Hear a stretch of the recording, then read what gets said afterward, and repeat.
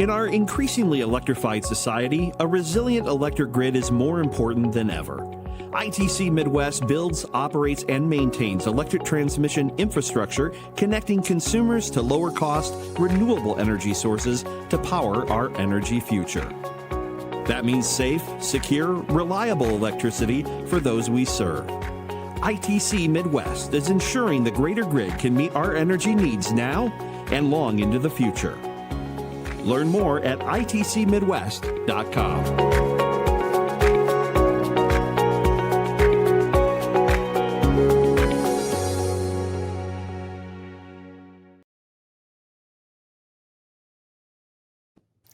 Well, good morning, everyone, and welcome to the 2025 Iowa Ideas Conference. My name is Zach Kacharski. I'm the executive editor at the Gazette. This is day 2 of the 9th annual Ideas Conference. We had a great day of sessions yesterday and conversations, and we're excited to get into today's. Before I jump in, I want to say thank you to our advisory councils, the teams that come together on each of the tracks that we build sessions around. More than 90 people helped share their insights and their expertise into the programming that we have put together. And I want to thank them for their time that they spend doing that. I also want to say thank you to our sponsors who made the conference possible. A big thank you to ITC Midwest, who's been our presenting sponsor throughout our conference, as well as the many different sponsors that you've heard in the various conversations, and as well as those listed on our website. I'm excited to get to our keynote this morning, Heather Gudenkauf. Our conversation, I we'll jump into a quick bio, and then if there are questions, you're welcome to ask those questions, the Q&A button at the bottom of the screen, or throw questions into chat, and I will try and get those into the conversation. Sorry, I was trying to get my light back on here this morning. It's early. I don't want to be in the dark this early. Our conversation this morning is with an Edgar Award-nominated author, 10 New York Times and USA Today best-selling novels. Her debut, The Weight of Silence, was an instant New York Times bestseller and on that list for 22 weeks. Her novels are available in more than 25 countries, and she sold more than 2.5 million books.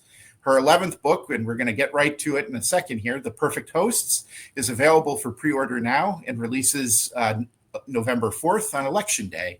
Heather has called Eastern Iowa home and features Iowa frequently in her writing. And so welcome, Heather, to the conversation this morning. Hi, Zach. I'm so happy to be here with you today. No, thank you for taking time, and it's been exciting. I'm excited for this conversation. So hopefully I stop falling over my words and just get into the conversation. So I wanted to kind of start just in the intro. I mentioned your new book, your 11th, comes out in a month and a day from today. And so I'm kind of curious, what is this time like for you? Obviously, you finished the book. You're about, is this kind of the waiting for the party to begin? The calm before a storm? What goes through your mind kind of in this lead up to a release? Yeah, this is always such an exciting time. It's exciting. It's a little nerve-wracking when a new book comes out. There's so many phases to writing. So you spend all this time kind of locked in your room working on a book, and then you send it off to your editor, and that takes time. It takes time for the publisher to do what they need to do. And then in the months leading up to publication, there are other things that come down the pike. So, I've been doing a lot of pre-taped interviews. I've been answering a lot of Q&As, doing a lot of promoting of the book on social media. So it's fun, exciting, and it's always like a thrill to know that in just a few short weeks, the book is going to be coming out. So what can you tell us? I know the summary that's on your website talks about ranchers and a gender reveal party. What can you tell us about the plot? Yeah. So The Perfect Host. So it's the story of Madeline and Wes Drake. They are horse ranch owners in Wyoming, and they live on this beautiful property with this beautiful home, and they're expecting their first child. And they decided, like many people are today, to have a gender reveal party, and they they just go all in with it. They have caterers, there's food, there's a rodeo that's going on for the 200 of their closest friends. They have a famous country singer coming in to entertain the guests, and they're going to reveal the gender of their child in this really big way. Because it's a mystery thriller, of course, something goes wrong with the gender reveal. There is a huge explosion. One of the guests sadly passes away in the explosion, and an investigation begins. And that brings us to ATF agent Jamie Saldano, who comes to the small town in Wyoming and begins to investigate. And readers learn that he has his own secrets in connection to this very small town. And that, paired with 2 unexpected guests, there's lots of twists and turns, and hopefully readers will enjoy the book. All right. Well, you said Wyoming. The ranch is in Wyoming. I'm curious, why head out of Iowa? Yeah. So for this book, and I've done this with a few of my books. Like 9 of my books are squarely set in Iowa, and I love that. But once in a while, a story, an idea needs to take you out of your comfort zone for the characters and for the writer, honestly. And so this was one of those stories. I needed my character, who is from Iowa, and she moves to the west, to Wyoming, with her husband, and she moves on to this horse ranch, and she's very isolated there. It's, very remote. She doesn't feel the same connection to the community as her husband does, since he grew up there.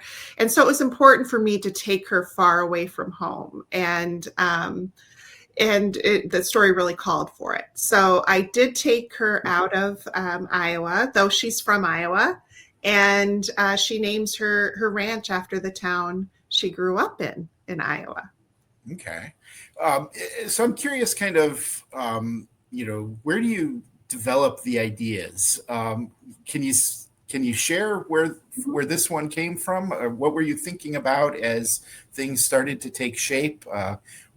Were you watching the news, or all of the, there were lots of, for a period of time, it seemed like lots of coverage of gender reveals gone wrong.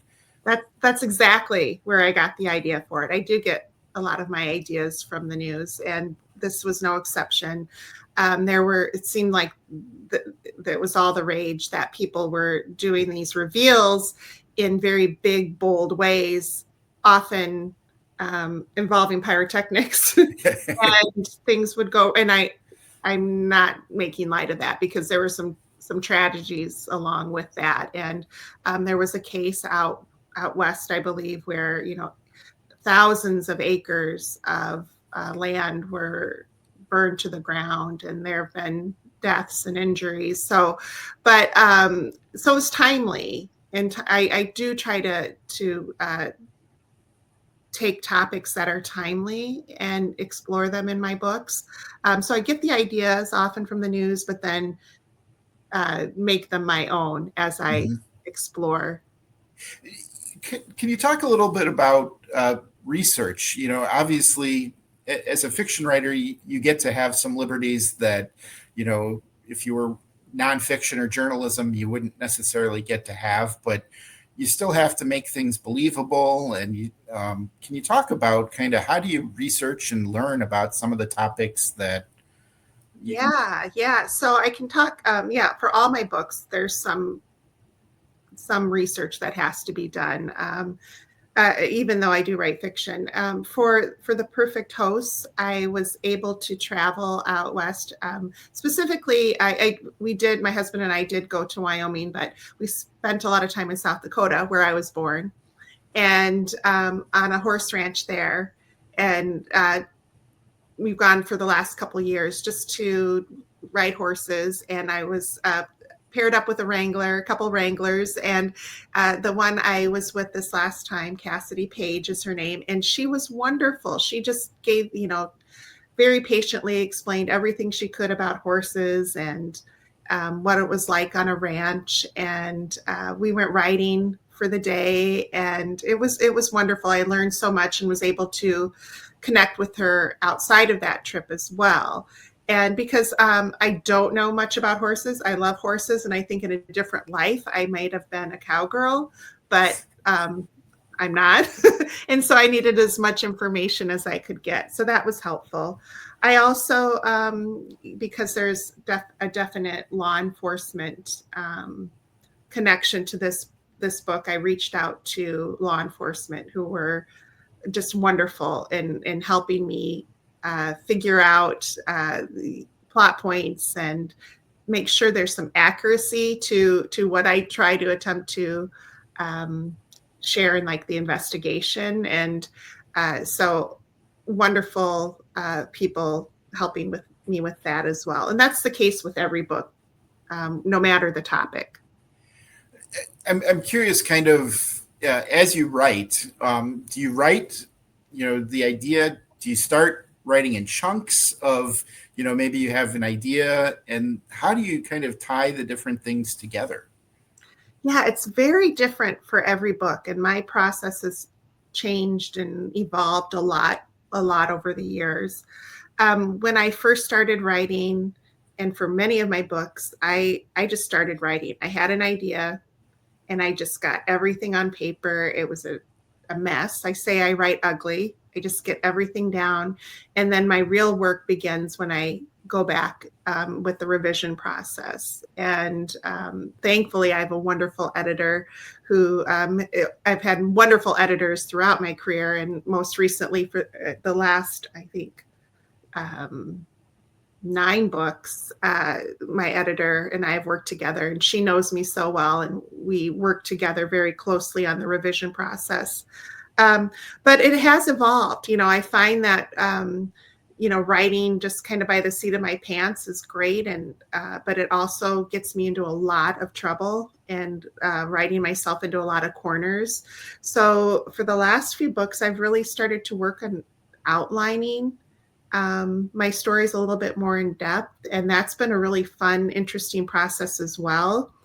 I found I'm kind of in the middle as a writer. I don't totally outline and color code, and I don't do all that. And I need more structure than just writing by the seat of my pants. So I'm kind of square in the middle, which works great for me. And I think having a roadmap is very helpful as I write. But I'm also open to letting things change and evolve as the story goes, because I think some of the best moments in writing are the surprise moments when I'm just writing along and I think I know what the character is going to do, and then all of a sudden they just kind of take over and decide, no, we're going to go this direction today. And those moments are really the most fun. Do you talk through some of the ideas, or how when something changes or you have an idea, what's launched that? Maybe you thought it was going to go one way, but hey, maybe it's more interesting to turn this way.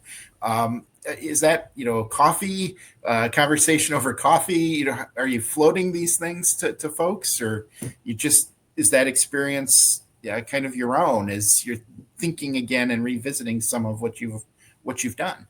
Yeah, and I think that's evolved for me over the years too, as I've learned about myself and my strengths and areas to work on as a writer. When I first started, I was very, and maybe protective is not the right word, but I didn't talk about what I was writing because it was just like me and the story, and I was trying to figure it out. But as I finally, after I don't know how many books, I realized, like, yeah, I'm a writer. I can talk about this stuff, and I can talk to people. I have, family members and friends that I really hash over ideas with and run. I just talked to a friend last night about the book I'm working on now, and I'm like, okay, I was going this direction, but I think I might need to remove this character because I don't think they're really what I need in the story. And so I was talking that through with her, which is very helpful. And like I mentioned, my editor is fantastic. And a great example is for The Overnight Guest, which I wrote, that's a few books ago. I'd written the book, and 3/4 of the way in, I was close to the end. I kind of panicked, and I was like thinking to myself, this is not propulsive enough. It's not dark enough. I need to add more carnage. And so I went in and everybody was dying, everybody in the book. And I sent it to my editor, and she called me and she said, what have you done? You need to pull back a little bit on that. And so it's always, and she was totally right. And so she, we talked it over, and, having that second set of ears, those eyes that can look at a project as a whole and help you see things that you don't as a writer is just so valuable, especially now to me. And so I was able to course correct with that, and it made for a much better book. How do you go about building the characters? I mean, these are people where you need to kind of think through details. They're kind of, folks in your life to a degree, as you're building them and getting to know them. How do you do that? And how do you keep track of all of the things about personality? Yeah. So most of my books are written in multiple perspectives. So I have several characters telling the stories as we move along. And I think, for me, I think about it a lot. I have notebooks where I keep track of like characters and their I try to kind of flesh them out in a notebook before I really start writing. But writing about characters who are really like the most important part of a book, because if readers don't connect to the characters in some way, whether they like them or not, you lose readers. They don't care. And so characters most important in so many ways. And so I found over the years that writing characters and getting to know them is much like it is in real life. You need time to get to know them, know people. And so I learn about the characters as I write, and details and their hopes and dreams and fears all kind of come out on the page. And I get to know them more as I write. And I have to go back and backfill some characteristics of the characters that I learn about as I write. And so, I try to make them authentic as possible. I try to make them as human as possible. And again, that doesn't mean they're always likable, because I do write mysteries and thrillers, and I have some characters who aren't all that likable. But I want readers to be able to find a connection with them in some way, in order to, take this journey right along with me, through the entire book. So you spent a long time teaching in various roles when you got into writing. But I wanted to ask, does writing feel like a job, or is this kind of a vehicle into lifelong learning? What does it feel like to you? Yeah, it's wonderful. I've been so lucky to be working in two professions that I absolutely love. As an educator, I loved every minute of that life for me. And that's something I wanted to do ever since I was a small child. I wanted to be a teacher. And the love for reading and writing developed over time. And I knew I had a story in me, and thankfully I've had more stories in me to continue. Does it feel like a job? At times it does, because it's like any job that you do have, you have to do it. You have to get yourself in the seat. And even if you don't feel like it, even if it's challenging, even if, the outside world is knocking on your door to pull you away from it. But there's something really special when you find a passion where you can just kind of shut out the rest of the world, and you just create this world of your own as you're writing. It's really special. But yes, it's work. Not every day do I feel like sitting down. But the pluses, when you finally hit on a story idea and a scene, or a character that you fall in love with, it makes it all worthwhile. And then hearing from readers who read the book and find something special in it, and hearing from them makes it just amazing. I wanted to ask for the ideas that make it into the final book.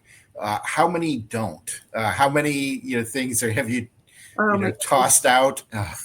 Yeah, I mean, more than end up on the page for sure. Yeah. So, my draft piles can be, up that. See, which book was it? It was Not a Sound. Find that one. It was a book I rewrote and rewrote, and and for the better. But I started that book, and it's the story of a woman who is profoundly deaf, deafened in an accident. And I was really nervous about writing about a character who is profoundly deaf because I wanted to get it right. I wanted to be accurate and authentic about it. And so I did a ton of research. I reached out to readers who are deaf and hard of hearing, professionals in the audiologists and doctors of audiology and speech pathologists. And so I felt like I had that, but I was still really nervous. And, finally I just started writing and getting it on the page. And this character of Amelia really came to life. And this relationship she had with her community and her ex-husband, and, this mystery surrounding it, and her service dog Stitch. But I was about halfway through the book, and I sent it to my editor to take a look. And I'd written it in one direction. I don't want to give too much away, but she called me and said, "Heather, you cannot have the bad person in this book be the bad person in this book, because readers will be so mad at you. You have to you have to rethink that." And I'm like, but this is the bad person in the book, but I ended up rewriting the whole book because she was, as she always is, 100% right. And that happens through many of my books, where I get to the end and, you just have to weed through what works and what doesn't work. The first draft is just the beginning in writing books. Now, you mentioned that you were nervous about writing, but you were born with unilateral hearing loss. And so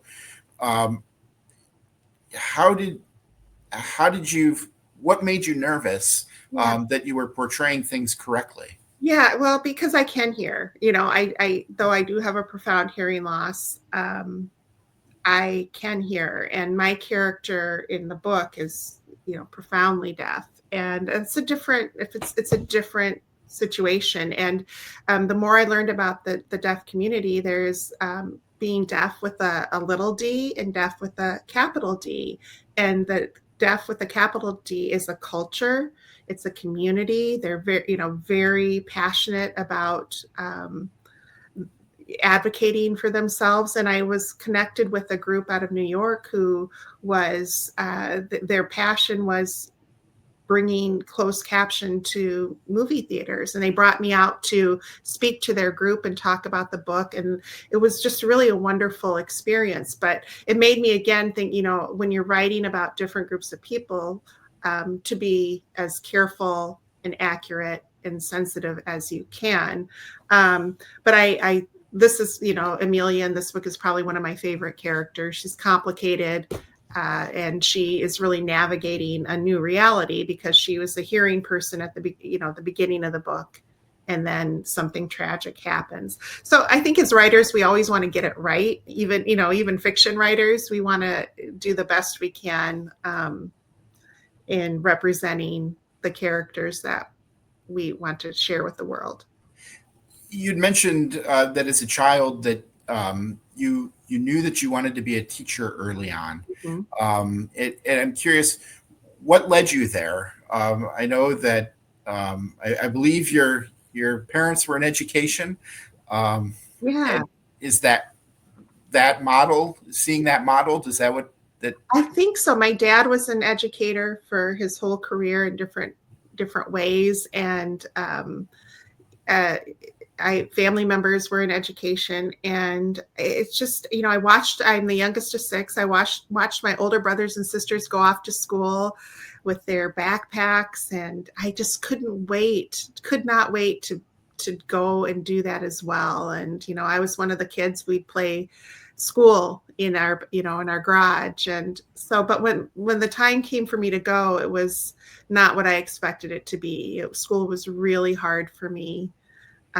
Because as eventually was discovered, I had this profound hearing loss. So I was really behind all my peers in reading and everything and speech. And when they finally discovered it, and I was, outfitted with hearing aids and had accommodations, it's like a whole new world opened up to me and things started to click. And that's really when I wanted to become a teacher, because I saw how it could work for somebody, how it could turn something that was challenging to something positive, as it was for me. And so that was my path. That was my path that I wanted to explore. And I did, was my first passion. Well, I'm curious, if reading was difficult and you were behind, was it fun? I mean, how did you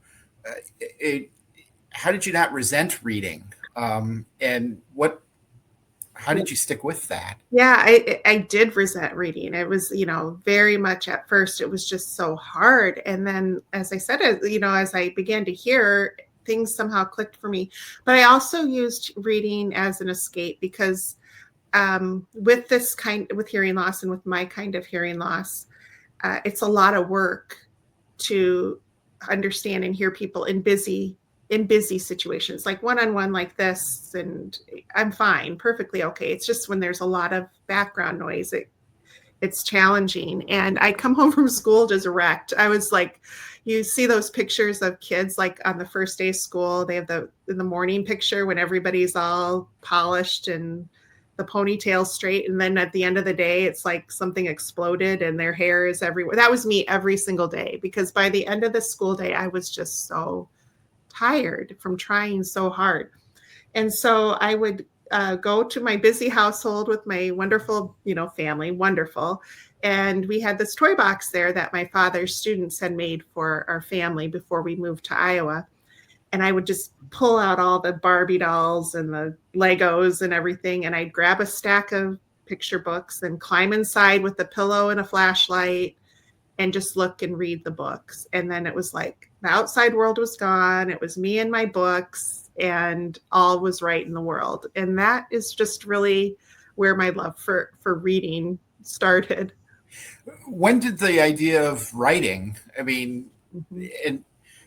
when you did your first book, you were in the classroom. So I'm curious how you were able to pull that off. But when did the idea of wanting to write kind of? Yeah, and I was definitely a reader first, but I always liked the idea of writing. I enjoyed writing. As part of our high school newspaper, in college, whenever I could take an elective that was a writing course, I did. But my path was education, so that's where that stood. I played around with different ideas for stories, and but it wasn't until I was teaching in Dubuque and my kids were school age. I was married and my 3 kids were in school, and I had an idea for a book, and I just really felt the need to get it down on paper. And so I closed up my classroom for summer break, bought a journal, and I started writing this book here in longhand that summer. I didn't write the whole book in longhand. That would have been bananas. But I finished a really rough first draft by the end of the summer, by the time I got my classroom ready. And it was the right story at the right time in my life. And I just felt like I needed to get it on paper. We have a question from the audience that when you did start to write, who taught you how to write? Do you feel self-taught? When you did that first time? I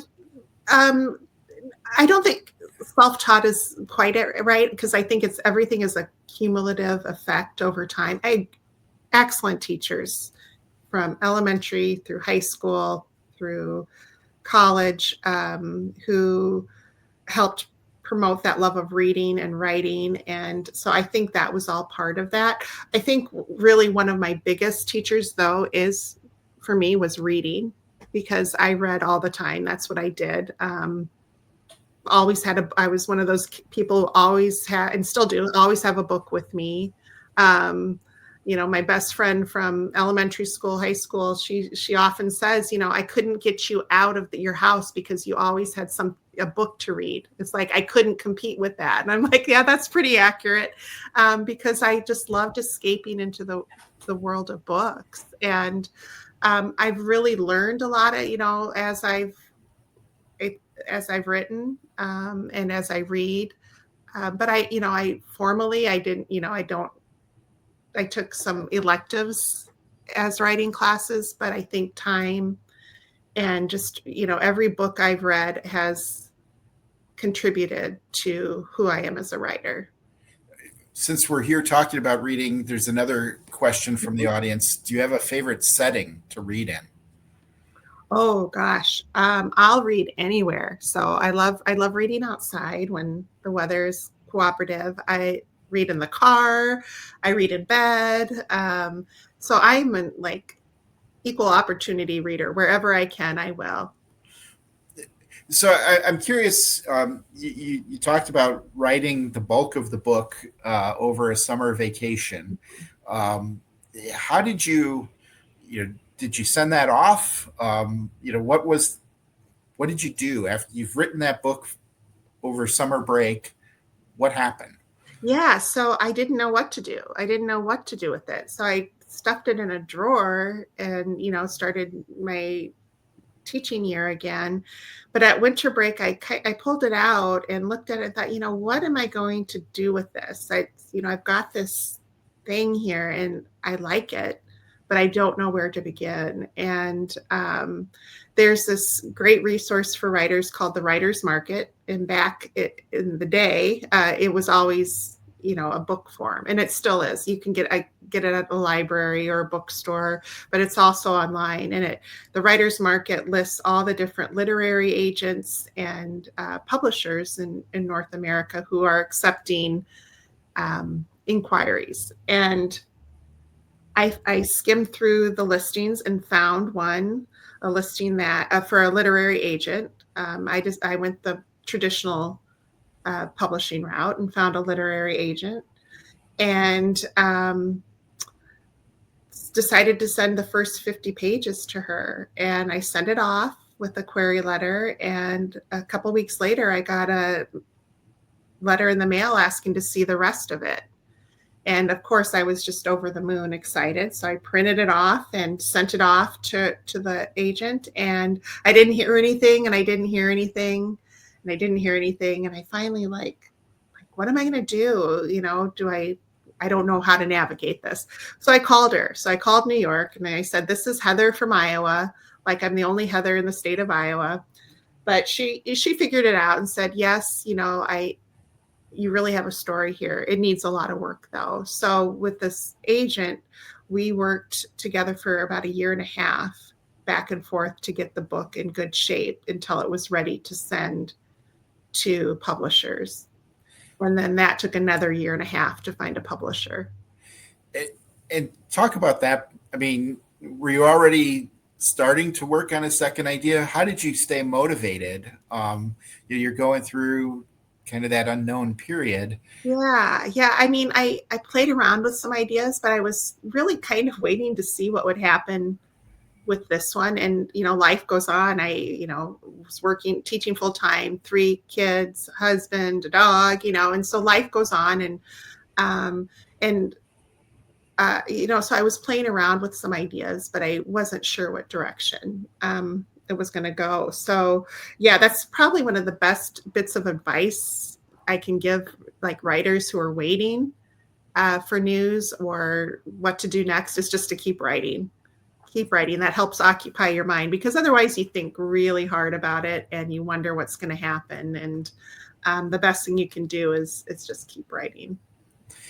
So I'm curious, everything that you've done is kind of mystery thriller space. first question there would be why? What got you into that? But then have you ever thought about crossing into a different space? Yes. So why mystery and thriller? I 100% attribute that to my dad. We used to, he was a big reader, as my mom was, but my dad leaned toward thrillers and mysteries. And so he was always reading something that looked intriguing. And, growing up with, 5 brothers and sisters, you kind of clamor for that time alone with a parent. And one of our things we did, we would sit and watch like a mystery show on Friday nights. And that was kind of our thing to do, is kind of watch those. And that's where I really fell in love with the genre. And then when I was old enough, I started taking books off his shelf. And I love books that had that kind of twist to them, where it's a puzzle that you're trying to figure out. And it's fun to create those puzzles as well. So that's where it started. As for what I change genres, I'm always interested in something like that. I thought maybe I could write a children's book. I've got a great little dog sitting over here, Lolo, who I think would be a great subject for a children's book. I love to read historical fiction, and I think that would be amazing. Though I probably want to do one with a mystery thriller kind of twist to it. I also think nonfiction is really interesting, and true crime, and to delve into something like that would be quite interesting as well. But my feet are firmly in that thriller mystery genre right now, so I don't know if those things will happen, but it's fun to think about. Is it scary to think about, the audience and how that would be received? Or, what keeps you? Yeah, I think it is. You work so hard to build a group of readers, and you don't want to let them down by like totally jumping into something different. But I think it's a fine balance, because a part of being creative is trying new things. And so who knows, maybe down the road someday that will be just kind of a passion project. A lot of great authors are able to step out of their genre and do quite well with it. So who knows? There's a comment from someone that says, yes, Lolo is a main character. I think so. I think she should be. She deserves it. And so there's another question from the audience. Do you prefer physical books or ebooks, and why? And has the invention of ebooks changed things for authors? Yeah, it's such a great question. So personally, I like both. And there's something about having a physical book in your hand that I just love. And so I'm always buying books. Like my husband's like, what are you doing? We have no more bookshelf space for this. But just having that physical book in your hand is just, there's something about it. I do like ebooks too when I'm traveling. It's just compact, and it's a great way to have a lot of content in one little place. So that's nice too. So I do like both. I think they both have their place. As for the industry, when I first started writing, and I think I'm going to get the number wrong, a very small percentage of my books were ebooks. That the sales were ebooks. It was just very small. And I think it's about half now, I think was the last number. Like it's 50-50. And so the industry is calling, that's very popular. Lots of people read on their ebooks. And, the industry is evolving, and as authors, we're kind of adjusting to that as well.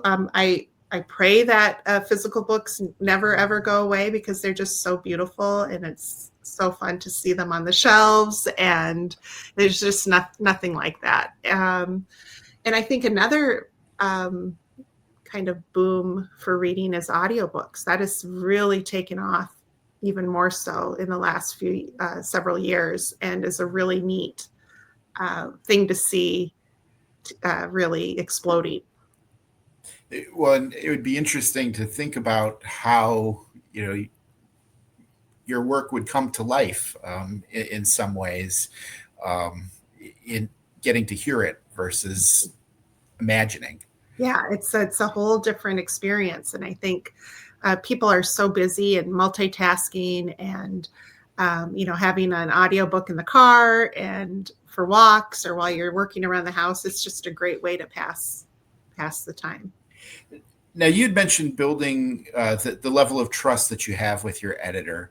And I'm curious, kind of, when you think about how did you go about building that trust, and how do you build a relationship like that where, how did you test it to figure out whether you had that trust, or how'd It you get there? evolves. Yeah, it evolves over time. And like I said, I've been very fortunate to have great editors through my career. My most recent editor for the last 9 books, she cares about me as a person first, and cares about the book as well. And it's really something powerful when you're collaborating with somebody and that they want what's best for you and for the book. And so, and she has a vision. So like I mentioned, she's just incredibly talented at looking at a project as a whole and finding what works and what doesn't. And, it's a leap of faith. It was a leap of faith in the early days, when you're like, okay, this person is suggesting, this thing I've been working on for a year to make some changes. So it was a leap of faith at first, but 100% she's always right, because she has this great vision. Now, that doesn't mean that if I feel strongly about something with a character or a plot point, that's discounted. It's not. It's a back and forth collaboration and trust that we've built over the years. And it takes time, and I just feel really fortunate that I've landed on that person who, and the whole team, actually, my agent, the publishing team, who believe in me and my books. Very fortunate to do that, to have that. I'm curious also, Iowa plays a big role in either the plots. And what is it about Iowa that you want, why share? Why is it important to you to have that in your work? Yeah, I think the first book I read that I really remember having Iowa as a main character was 1,000 Acres by Jane Smiley, which is a Pulitzer Prize winning, just gorgeous novel. And I remember thinking, wow, this is really cool. This is my home state. And this, this amazing writer is writing about it. And I don't think people always know what a great place Iowa is and how beautiful it is. And, we have, of course, our cornfields and rolling fields, but we also have the bluffs and the rivers, and it's just a beautiful, beautiful state. And I really wanted to share that in my books, as well as, although I write really dark, kind of scary books, the community, a sense of community in my books as well, because I've found that over the years with Iowans, how helpful and caring they are. And I wanted to share that with the people. So it started out because with my first book, it was just me in the book. I didn't know where it was going to go. I wrote about what I knew, and which was Iowa, and the woods that I would hike in Dubuque. And that was really the setting of that book. But as I wrote, I just found out there's so many places and locations in Iowa and communities that I can write about that are just perfect for writing thrillers and mysteries. And I want the world to know about it. And hopefully I've represented our state well in that way. Not the scary parts. Fair. I am curious, some of the towns that you write, you have fictional names for them. Right. But there's one, Lone Tree, that kind of That's a real place. How do you decide, whether real name or, fictional names? Yeah. So over the years, I have created fictional towns for my books, and primarily that was I wanted to create towns and cities that were based on places that I love and know. But I wanted it to be fictionalized because it's easier. It's like, because towns change and cities change and streets change. Mhm. And the last thing I want to do is get something wrong about a real place. Like, that stoplight isn't on that corner, or that store's not there, or whatever. And it just gave me a lot more freedom with my books and the settings and creating the towns that people in my story inhabit.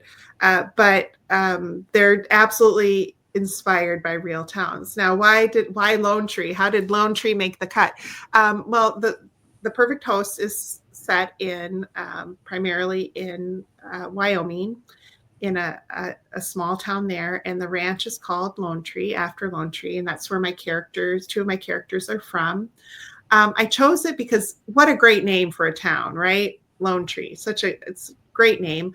It's a town isn't far from where I have family, and a very quick but interesting story. So we moved to Iowa as a family in the early 70s, and my whole entire extended family is from South Dakota.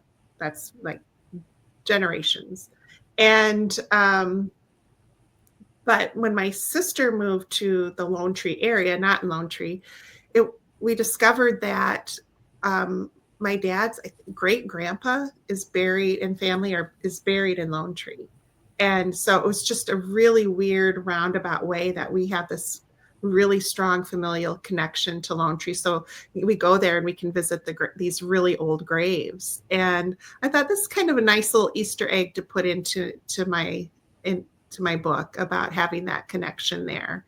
And so Lone Tree is the only real live town I have where a book is squarely or town is squarely mentioned from Iowa, although I do mention other Iowa towns and communities in my books as well. And are you, does this give a purpose to kind of tour around the state and learn about some of the unique features, or, as you're kind of looking for settings, does that drive trips kind of close to home here? Yeah, I mean, always I'm looking, always. And so for the overnight guest, I found it online. I haven't been there to visit yet, but a main feature in this book is this tree in the middle of the road. And there's this tree in Braxton, Iowa, that grows out of the middle of this road. So it's like a natural roundabout. And if you look it up online, it's the most amazing picture. And I came across it, and I'm like, I have to use that someday. I have to use it. And so it's fictionalized in my story. It's a fictional town, but it plays such a key role in the novel. It really anchors the story, I think. And I do that a lot. So This Is How I Lied, it's the town there is based on the Makokata Caves, where I spend a lot of time, hiking, and the cave system there. So yeah, I am always exploring, always looking, and always putting little bits of Iowa in the books.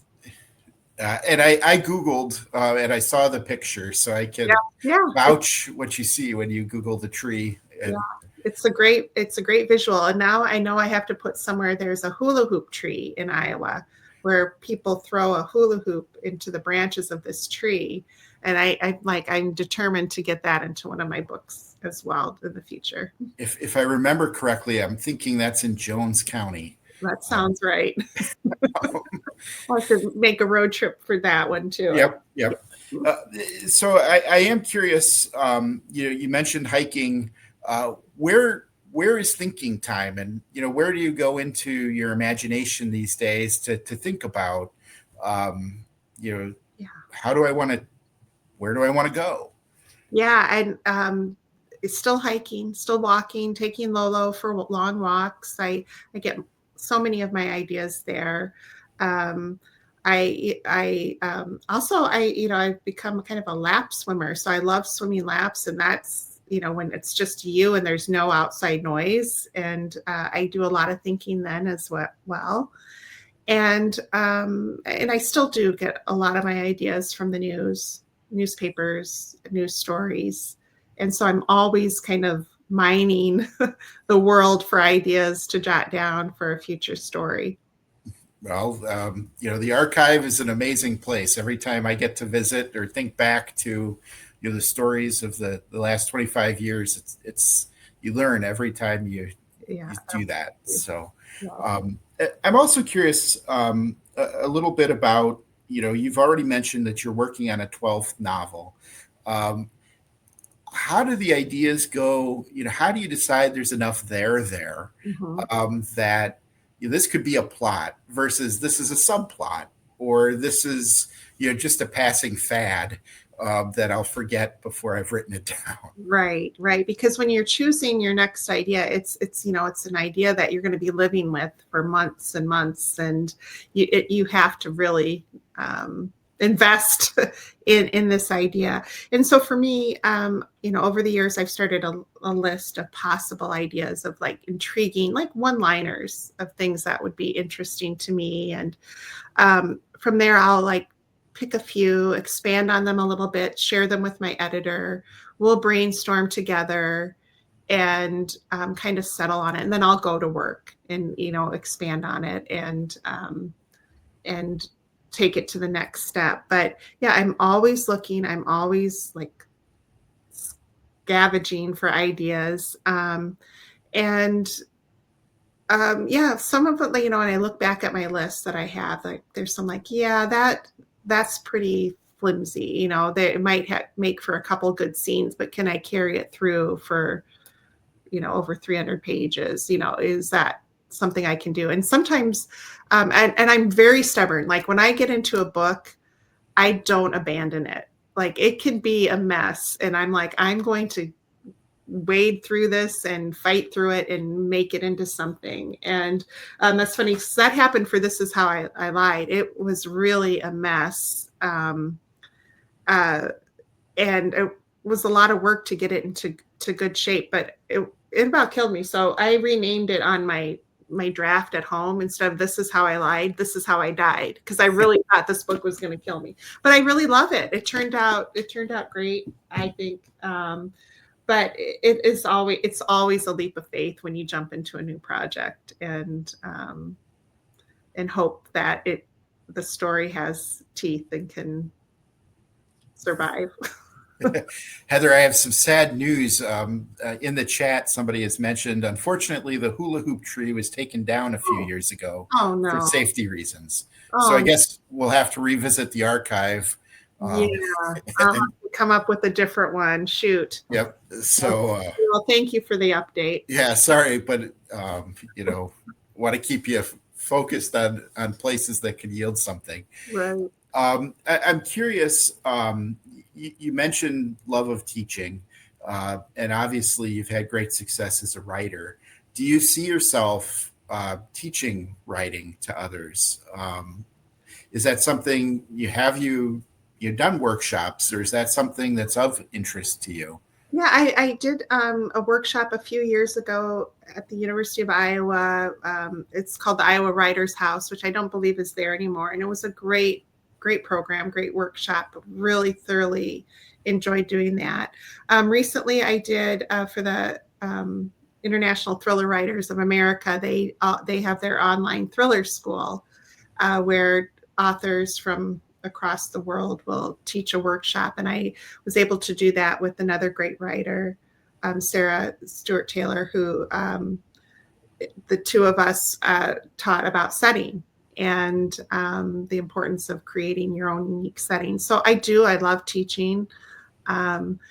here and there, I would love to be able to continue to do workshops like that, because I've learned so much from other writers and my experiences that I enjoy sharing that with other people as well. And every time I go to teach something, I learn so much more. It's like I gather just as much new information, or it hits me in a different way. So it's just as valuable for me.